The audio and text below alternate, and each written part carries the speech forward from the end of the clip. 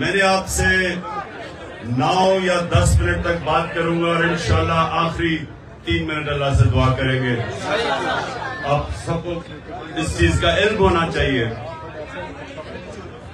कि अल्लाह रोजे से पहले, खोलने से पहले हमारी दुआ की कबूलियत सबसे ज्यादा होती है, इसकी हम दुआ करेंगे। अच्छा, आप सुने, पहले तो नजम आपकी जो आपने नात पढ़ी, आपका हम सब शुक्रिया अदा करते हैं। दूसरी चीज, मैंने बात करने से पहले मुझे जरा बताते जाए कि किधर किधर से हमारे लोग हैं।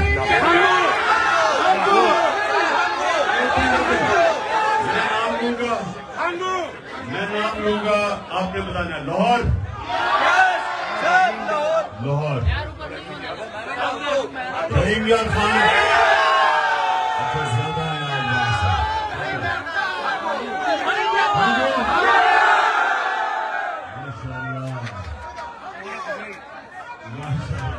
और एक सही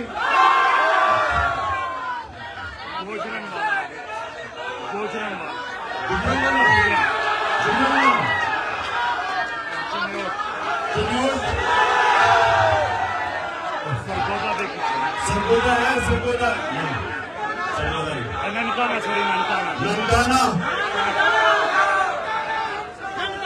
ननकाना से तो बड़े कमजोर लोग पहुंचे हैं। हाँ, लॉ स्टूडेंट्स हमारे यहाँ वेलकम करता हूँ, सारे लॉ स्टूडेंट। अच्छा जी, आप सुना 9 मिनट लंदन से भी आए हैं, लंदन, कश्मीर, लॉस एंजलिस और साजिद वेलकम। अच्छा जी, सुने आप प्लीज, खामोशिया। देखें आप, ये मैं जो कोई इस्लाम का स्कॉलर नहीं हूं, लेकिन मैं अपने जिंदगी के तजर्बे से जो मैं समझाऊं अपने दीन को, मैं आपके सामने उसकी छोटी सी चीज रखता हूं। देखिए, ला इलाहा इल्लल्लाह, जब आप ये आजादी का दावा करते हैं कि अल्लाह तेरे सिवा किसी के सामने नहीं झुकते, एक शेर है कि एक सजदा जिसको तू गिरां समझता है, देता है हजारों सजदों से निजात। कि एक सजदा जिसको इंसान मुश्किल समझता है, वो हजारों लोगों के सामने सजदे करने से इंसान को आजाद कर देता है। तो जो अंदरूनी आजादी है वो ला इलाहा इल्लल्लाह देता है। जो माशरे की आजादी है वो इंसाफ देता है। और जब एक इंसान अंदर से भी आजाद हो जाए और उसको इंसाफ माशरे को भी आजाद कर दे, तो वो फिर वो इनकलाब आता है जो मदीना की रियासत में मेरे नबी सल्लल्लाहु अलैहि वसल्लम लेके आए। दुनिया की तारीख में कभी ऐसा बड़ा इनकलाब नहीं आया। ये मैं अब तारीख का आपको बता रहा हूं, तारीख का मैं तालिब इल्म हूं। 625 जंगे बदर, 313 लोग, 11 साल के बाद 636, जो उस वक्त की सुपर पावर थी, बैजेंटाइन एम्पायर, जिसको रोमन एम्पायर भी कहते हैं, 636 में 11 साल के बाद रोमन एम्पायर, जिसकी फौज 1 लाख थी, खालिद बिन वलीद की जनरलशिप के अंदर 11 साल के बाद यारमुक में वो घुटने टेक देती है। ये तारीख का हिस्सा है। अभी कोई 9 मिनट रह गए, आपने गौर से सुनिए, क्योंकि मेरा काम है आप सबकी तरबियत करना। सो ये तारीख का हिस्सा है कि ये जो मैं आपको ला इलाहा इल्लल्लाह की पावर बता रहा हूं, जो हम सारा वक्त कलमा पढ़ते और समझते नहीं है, क्योंकि हम आजाद ही नहीं होते कलमा पढ़ के, इसका मतलब कलमा अंदर नहीं हमारे गया।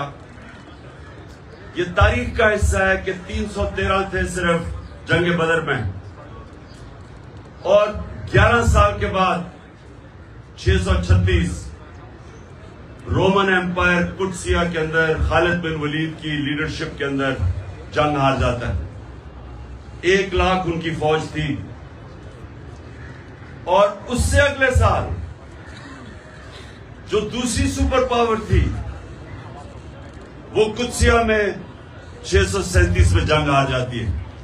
2 सुपर पावर्स 12 साल के अंदर मुसलमानों के सामने घुटने टेक देती है। ये है पावर ला इलाहा इल्लल्लाह। क्योंकि वो जो अरब जिनकी कोई हैसियत नहीं थी, उनको नबी सल्लल्लाहु अलैहि वसल्लम जो दुनिया की तारीख के सबसे अजीम लीडर, ना कोई आया ना आ सकता है, उन्होंने उन लोगों को आजाद किया, माशरे को आजाद किया, अदल और इंसाफ देके। जब इंसाफ होता है तो इंसान बराबर हो जाते हैं। यानी जब एक कमजोर आदमी को इंसाफ का निजाम उसकी हिफाजत करता है ताकतवर के मुकाबले में, वो आजाद हो जाता है। और आजाद लोग ही अपनी आजादी के लिए खड़े होते हैं। गुलाम लोग आजादी की जंग नहीं लड़ते। जो अफगानिस्तान और ये जो ऊपर हमारा कबायली इलाका, ये सारा जो इलाका था, जो भी फतह करने आता था हिंदुस्तान, वो जब अफगानिस्तान से निकलता था और ये जो हमारा कबायली इलाके से निकलता था, जिधर आप या हंगू वगैरह के लोग बैठे हुए, खैबर, इधर से जब निकलता था तो वो सीधा जाता था दिल्ली पानीपत में। एक जंग होती थी, बीच में कोई लड़ता नहीं था, उनको कोई रोकता नहीं था, और जो जंग जीतता था उसका वो हुक्मरान बन जाता था। और अफगानिस्तान 3 सुपर पावर्स उसको फतह नहीं कर सकी। क्या वजह है? क्योंकि उनका जो निजाम है, उधर लोग आजाद हैं, जिसको फ्यूडल सिस्टम कहते हैं। फ्यूडल सिस्टम के ऊपर जो ताकतवर बैठा हुआ है, उसके नीचे लोग गुलामी करते हैं। तो हिंदुस्तान में क्यों नहीं कोई लड़ता था? क्योंकि वो पहले ही गुलाम थे। क्यों कबायली इलाके में 80 साल अंग्रेज के खिलाफ क्यों लड़ते रहे वो? क्योंकि वो आजाद लोग थे। आजाद लोग अपनी आजादी के लिए लड़ते हैं। अफगानिस्तान में क्यों किसी सुपर पावर की गुलामी नहीं कबूल की? क्योंकि लोग आजाद हैं। तो हमारा इस वक्त पाकिस्तान में जो जंग है वो आजादी की है, हकीकी आजादी की। आजादी आती है इंसाफ से। जब क्यों कबायली इलाके के अंदर और अफगानिस्तान में क्यों लोग आजाद थे? क्योंकि उनका जो जरगा सिस्टम था वो लोगों को इंसाफ देता था। जो एक जरगा, जिसको लॉ में जो जूरी सिस्टम था, जूरी सिस्टम के अंदर जूरी सिस्टम ये होता था कि ताकतवर कमजोर को सामने बिठाते थे और इंसाफ हो जाता था, लोग आजाद थे। यहां जो चौधरी था वो कानून से ऊपर, जो बेचारा नीचे, उसको इंसाफ नहीं मिलता, लोग गुलाम थे। तो ये जो हमारी अभी जंग है वो आजादी की है। हमने इंसाफ लेना है। ये जो हकीकी आजादी है, ये आजादी की जंग है। और इसके लिए सारी कौम को तैयार होना चाहिए, क्योंकि आपके सामने चोरों के टोलों को ऊपर बैठा दिया है सहूलतकारों ने, और वो हम सबको समझते हैं कि अब हम इनकी गुलामी करेंगे। और जो भी, और फिर ये मेरे घर पे हमला, पुलिस, FIR, अभी अलीमीन को इन्होंने जेल में डाला। सिर्फ लोगों को ये बताने के लिए कि हम आजाद नहीं हैं, हम जानवर हैं, जिधर मर्जी ये चाहे हम जानवरों को उधर डंडे मार के कर देंगे। इसलिए हम सब ने इस जंग में शिरकत करनी है। और आखिर में देखो, आप सब लीडर हैं। हम सब लीडर क्यों हैं? क्योंकि हम अल्लाह की सबसे अजीम मखलूक, अशरफुल मखलूकात हैं। हमें समझ नहीं आती कि अल्लाह ने हमें कितनी सलाहियतें दी। जब उसने, अल्लाह ने फरिश्तों को कहा कि इंसान के सामने झुको और इब्लीस ने कहा कि ये तो मैं आग का हूं और ये मिट्टी का है, तो अल्लाह ने फरिश्तों को कहा कि तुम्हें भी नहीं पता कि मैंने कितनी इंसान को सलाहियत दी। हमें इंसानों को भी नहीं पता हमारे पे कितनी अल्लाह ने कितनी नेमतें बख्शी, क्योंकि हम अपनी सलाहियतों को आजमाते ही नहीं है। सबसे बड़ा रुकावट अपनी सलाहियतों के पर पहुंचने के लिए वो है खौफ। ये जो ला इलाहा इल्लल्लाह है, सबसे बड़ा जो बुत ये तोड़ता है वो खौफ का बुत है। कुरान की आयत है, जो लोग ईमान ले आए मैं उनके खौफ दूर कर देता हूं, क्योंकि खौफ रुकावट है इंसान की आजादी में। यजीद के खौफ की वजह से कूफा के लोगों ने हजरत इमाम हुसैन की मदद नहीं की। पता था उनको कि हजरत इमाम हुसैन राह हक पे है, लेकिन उसके खौफ, उसके डर की वजह से, खौफ के बुत की पूजा करने की वजह से उन्होंने इस्लाम का इतना बड़ा सानिया होने दिया। इसलिए जो लीडर होता है वो अपने खौफ के ऊपर काबू पाता है, नहीं तो बुज़दिल आदमी लीडर नहीं बन सकता, वो नवाज शरीफ आ जाता है। सुने,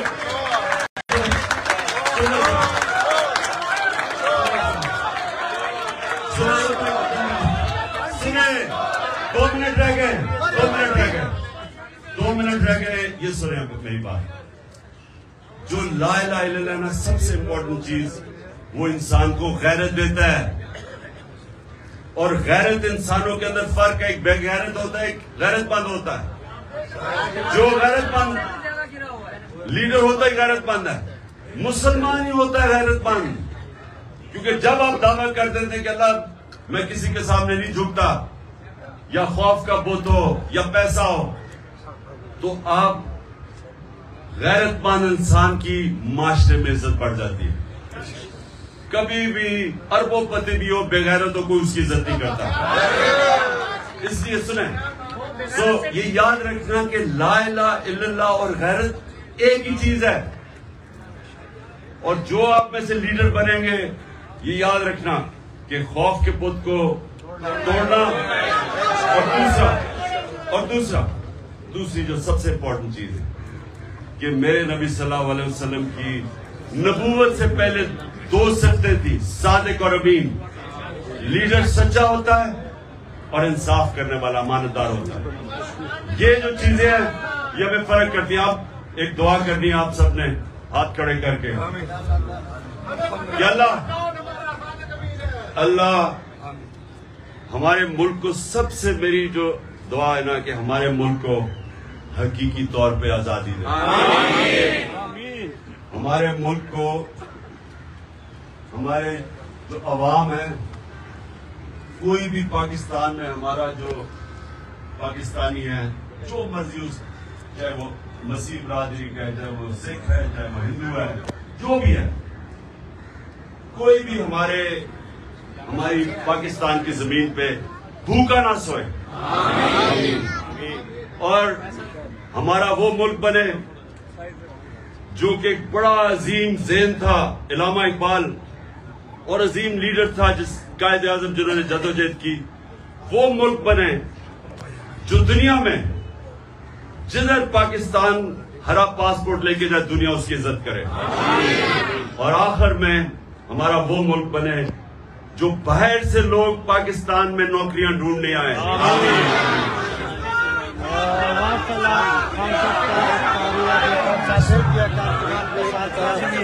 थोड़ा से कैमरा के हाथ समाज आप तारीफ कर रहे हैं।